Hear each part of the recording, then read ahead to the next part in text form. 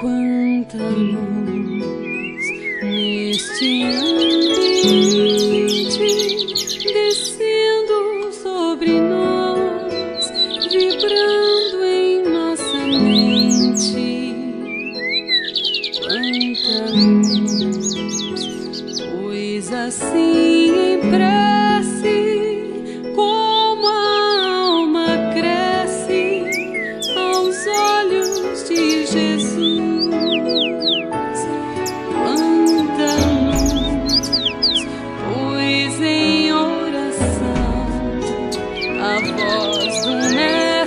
Fala ao nosso coração, quanta luz descendo sobre nós, quanta luz, quanta luz, quanta luz nesse ambiente.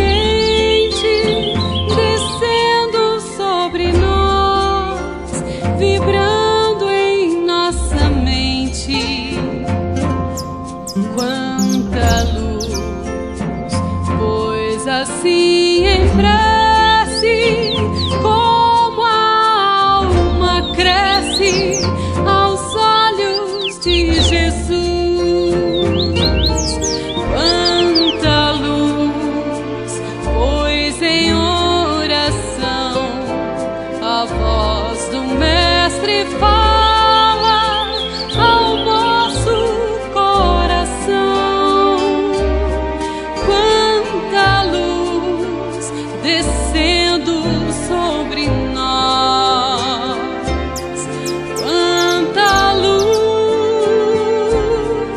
quanta luz, quanta luz descendo sobre nós, quanta luz,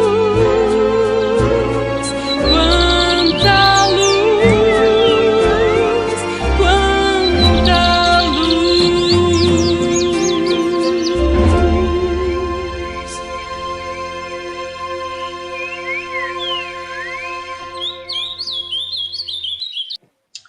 Então, hoje, 13 de janeiro de 2021, vamos começar o nosso Evangelho no Lar, agradecendo a Deus, a Jesus, aos bons espíritos, por sempre estar ao nosso lado, nos orientando, nos intuindo.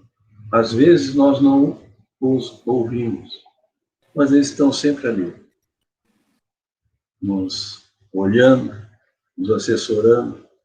Quando a gente cai em si, a gente chama pela proteção deles e eles vêm em nosso auxílio.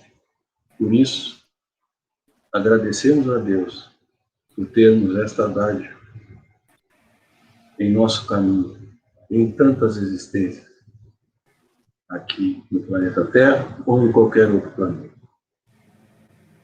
E assim, com a graça do Cristo, começamos o nosso Evangelho no lar de hoje. Que assim seja. Que assim seja. Bom, a lição é do Cleto, e depois a pergunta 496, acho que a 496 do Livro dos Espíritos.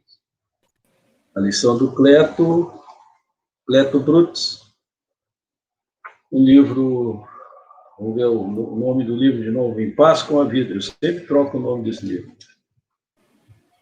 O que Deus espera de nós? O que Deus espera de nós? É uma pergunta. Para chegar até aqui, nesta longa viagem que empreendemos em busca da iluminação, contamos sempre com o desvelo e o auxílio daqueles que nos são caros e que, da dimensão espiritual, torcem por nós. A concretização do processo reencarnatório foi possível porque contamos com a ajuda de espíritos amigos e, principalmente, do nosso anjo da guarda. Todas as nossas conquistas foram possíveis porque mãos invisíveis nos sustentaram, nos intuíram e nos impulsionaram. Todo esse esforço que nos é dispensado tem o propósito de fazer da nossa encarnação uma trajetória vitoriosa. E para que isso aconteça, é preciso que transitemos lúcidos e despertos, com clareza de propósitos, sem fugir do mundo, mas sem nos deixar contaminar pelas impurezas dos seus habitantes. Acreditando na vida e na possibilidade da transformação moral de todos os seres que ainda não se permitiram abandonar o caminho dos erros e dos vícios. É necessário que o amor seja o combustível a nos mover, a luz divina, o farol que nos guia no caminho da transformação interior, e que a pequena chama que acendemos ilumine outras vidas e outros caminhos. O Criador espera que sejamos agentes da mudança, através das sementes da paz, do amor, da fé, do perdão, da verdade, da esperança, da alegria, que devemos lançar por onde passamos.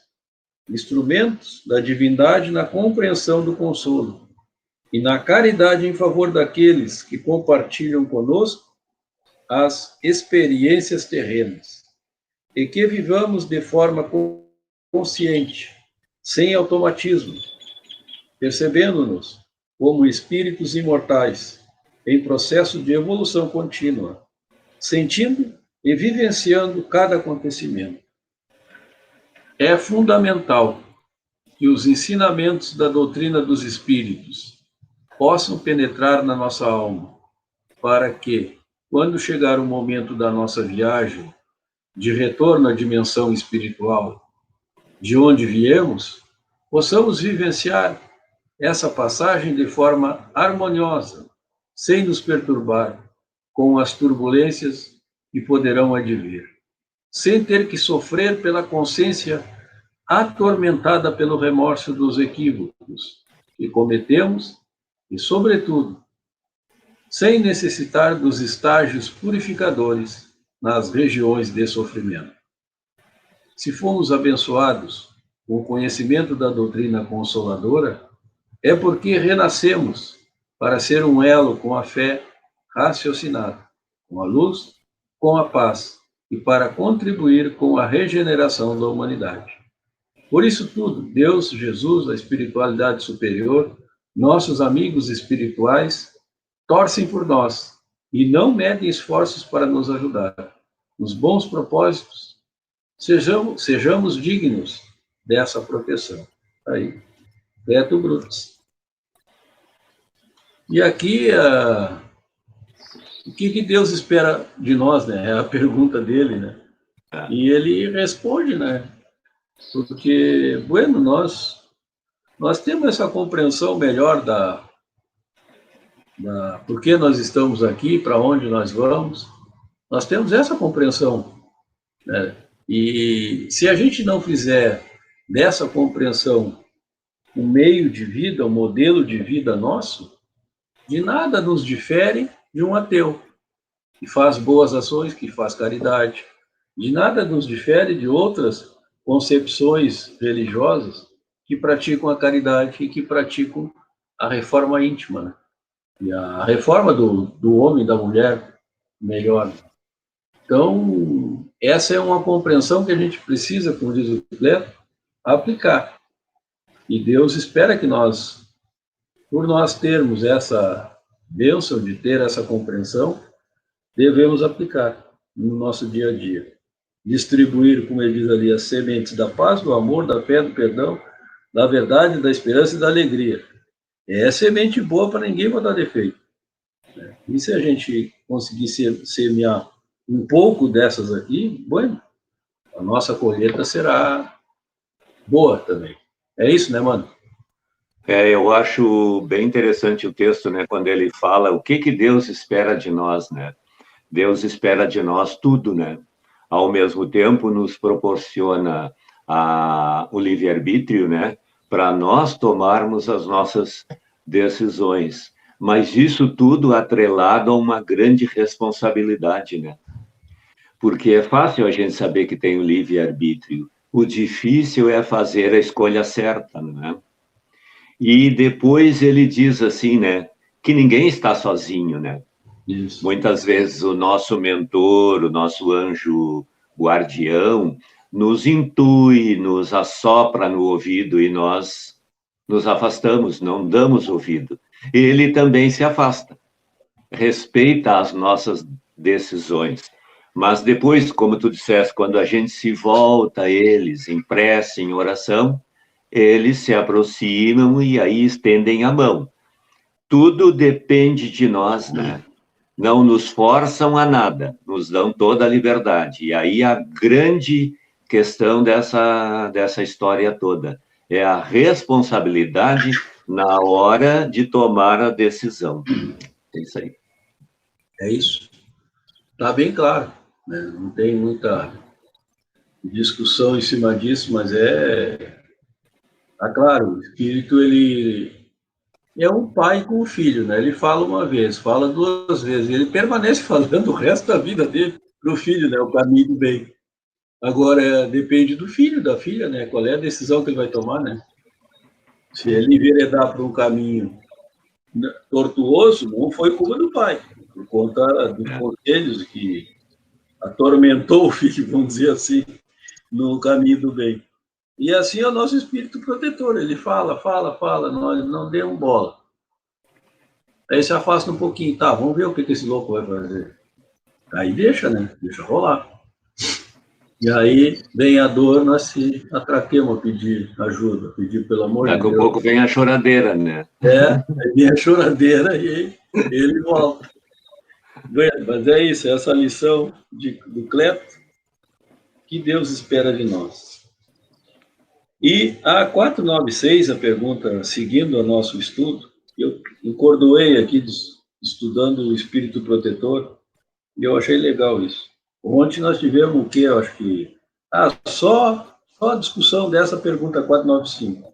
Mas a 496 é pequena. O espírito que abandona o seu protegido, que deixa de lhe fazer bem, pode lhe fazer mal? Olha a pergunta de Kardec, né? Se o espírito, ele olha, o seu protegido está indo para o caminho do mal, tu quer ir para o caminho do mal? Então tá. Então, em vez de ser um espírito bom, eu vou transformar em espírito mal. Olha a pergunta dele, a resposta. Não, os bons espíritos nunca fazem mal. Deixam que o façam aqueles que lhe tomam o lugar. Costumais, então, lançar a conta da sorte as desgraças que vos acabrunham, quando só as sofreis por culpa vossa. Então é isso, né? Não tem. O espírito bom, ele é bom sempre, ele não vai, porque o protegido dele se atirou na gandaia, ele não vai ir para a gandaia também, porque ele já atingiu um grau de evolução, né? Aquela máxima que a gente diz assim, bah, foi na folga do meu mentor, mas quem dá folga para o mentor é a gente, né? É nós mesmo. É. Eu vou ler a 497 e aí nós encerramos, porque é pequeno também. Pode um espírito protetor, pode um espírito protetor deixar o seu protegido à mercê de outro espírito que lhe queira fazer mal? Ou a resposta: os maus espíritos se unem para neutralizar a ação dos bons. Mas, se o quiser, o protegido dará toda a força ao seu protetor. Pode acontecer que o bom espírito encontre em algum lugar, botaram aqui a Iuris, encontre em algum lugar uma boa vontade a ser auxiliado. Aplica-se, então, em auxiliá-la, aguardando que seu protegido lhe volte. É como tu diz, tudo depende da nossa vontade. É. Nós é que impulsionamos a ação dos bons espíritos. Não tenha dúvida. É isso, né? Nós é que permitimos que o nosso mentor se afaste através das nossas escolhas equivocadas. E ele está ali para respeitar as nossas escolhas, entende? Sim. E como nós estávamos falando antes, as provas vêm para a gente aprender as relações na nossa volta, né? Como se processam todas as relações na nossa volta. Porque se a gente não tem prova, todo mundo se relaciona bem, todo mundo claro, se... Trará, piriri, claro. Tá todo mundo bem, né? A gente... é uma relação maravilhosa. Quer dizer, não é 100%, porque ninguém é perfeito. Mas quando aparecem as provas, a gente começa a analisar aqui, ali e tal. Não julgar, né, como tu diz, mas ver como é que funcionam as coisas na mente dos outros, né? Que é interessante isso. Não, mas e outra coisa, né, Paulo? Quando não acontecem as provas, tu não te conecta com Deus. Quando é que tu dá valor e te lembra de Deus? Quando tu perdes. Perdes o quê? Perdes os amigos, perdes a saúde, perdes a confiança naquelas pessoas que tu tinha confiança. Aí é que tu para pensar e aí que tu pede aquele estágio anterior de tranquilidade, de aceitação, de respeitabilidade, etc, etc. Para quem que tu pedes? Tu pede para Deus, não é? Sim. Então, quando acontece a dificuldade, é que tu te conecta com Deus. Eu imagino assim, se a nossa vida fosse uma reta, a gente não lembraria de Deus e nem teria o que agradecer, porque a gente nunca perdeu, não é? Precisa ter essa escala na nossa evolução para a gente se lembrar mais tarde. Como tu disse, quando a gente estiver nessa reta de felicidade, a gente atingiu essa reta de felicidade, mas atrás teve um solavanco, né? E a gente tem que agradecer, porque a gente está naquela reta. Por isso que a nossa vida é a curva do eletrocardiograma do nosso coração, né? Isso mesmo. Bem certinho. É muito interessante. Então tá, eu acho que com todos os percalços, essa é a nossa reflexão de hoje. Hoje é quarta-feira, né? A gente não é melhor que ninguém. Claro que não, claro que não. Mas os nossos irmãozinhos à nossa volta tem uma turminha também que começa a nos testar, né? Ah, não, claro. Não faz o evangelho hoje, não está dando certo. Desliga esse troço, não sei o quê. Não, eu sou estrito. Não, e às vezes assim, nós vamos ter que ouvir essas coisas que a gente não gosta de ouvir de novo, né? Pior, pior. Os caras estão do nosso lado aqui, de novo. De novo, não aguento mais. Eu não consigo me modificar e eles ficam batendo nessa tecla. Essa Constituição do Cordeiro, nas leis do Cordeiro e não sei o quê, de novo. Não dá para aguentar esses loucos. Mas nós temos que dizer para eles agora, neste momento, em nome de Deus, em nome de Jesus, que a gente também não consegue se modificar. E a gente quer que eles se juntem a nós nesse processo de mudança. É isso aí, é isso aí. Nós estamos no mesmo patamar, um pouquinho assim, né? Vamos dizer, acima, muito acima. Então é isso, mano, velho. A nossa reflexão de hoje, nosso evangelho lá de hoje.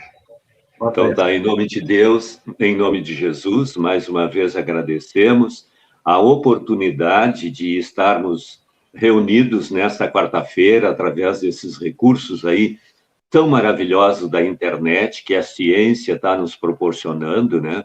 Facilitando o encontro de todos os espíritos, tanto encarnados quanto desencarnados, né? Para a gente falar de Jesus, né, e colocar em prática um pouquinho desses grandes ensinamentos que esse nosso amigo maior nos deixou, envolvendo também em nossas orações todos os enfermos de toda a ordem, tanto os encarnados quanto os desencarnados.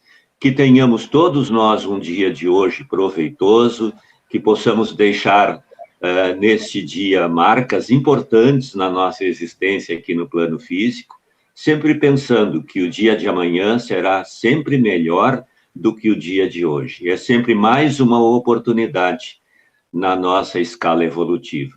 Obrigado, que assim seja. Que assim seja.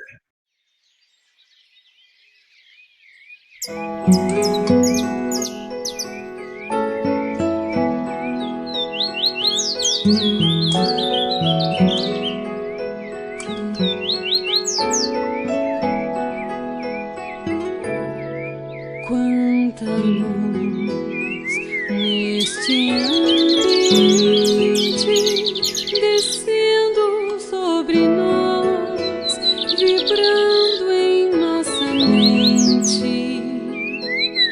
Quanta luz, pois assim